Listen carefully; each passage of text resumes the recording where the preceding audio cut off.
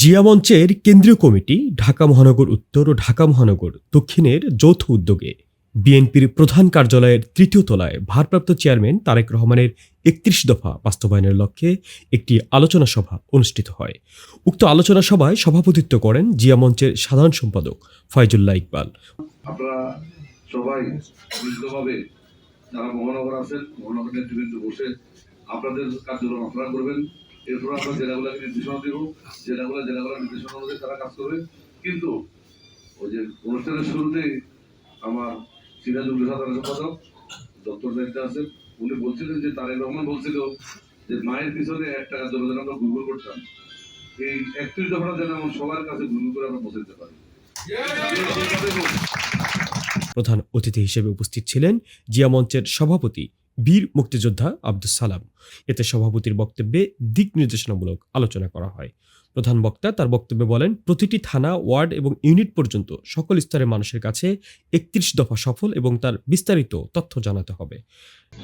সেই কারণে জিয়া রহমানের যে 19 দফা, ওই 19 দফাটা যদি আসলে আমরা জানি তাহলে সব পরিষ্কার হয়ে যাবে আজকে।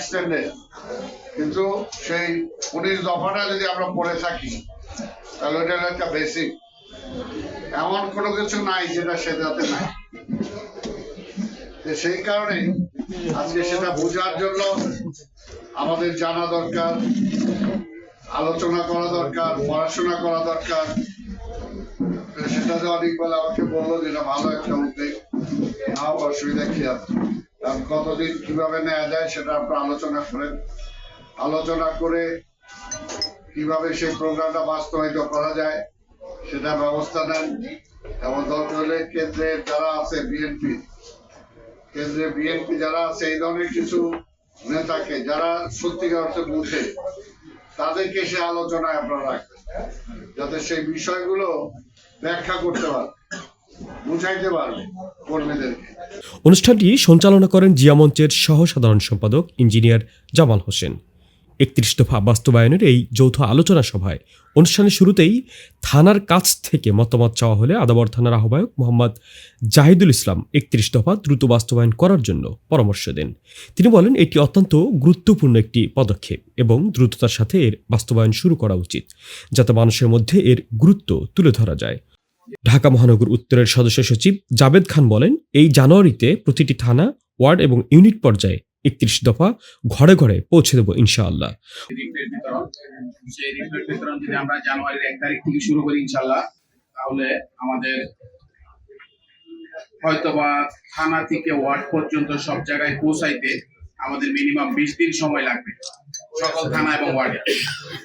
আমি আশা করব কেন্দ্রের কাছে যে আমরা জানুয়ারির 1 তারিখ থেকে শুরু করে জানুয়ারির 20 তারিখের মধ্যে ইনশাআল্লাহ রিপ্লেট বিতরণ শেষ করব, এই বলে আমি আমার পরবর্তীতে থানা এবং মহানগরের নেতৃবৃন্দ একে একে তাদের মতামত ব্যক্ত করেন এবং ৩১ দফা বাস্তবায়নের জন্য বিভিন্ন পরিকল্পনা ও পদক্ষেপ নিয়ে আলোচনা করেন। মহানগর আহ্বায়ক সদস্য সচিব তার কথায় সহমত পোষণ করে জানুয়ারি মাসকে লক্ষ্য হিসেবে নির্ধারণ করেন। অনুষ্ঠানে মহানগর দক্ষিণের সদস্য সচিব এবং আহ্বায়ক ৩১ দফা বাস্তবায়নের মূল্যবান বক্তব্য রাখেন। সবশেষে ইঞ্জিনিয়ার জামাল হোসেনের নেতৃত্বে পল্টন কার্যালয়ের সামনে একটি মিছিল বের হয়।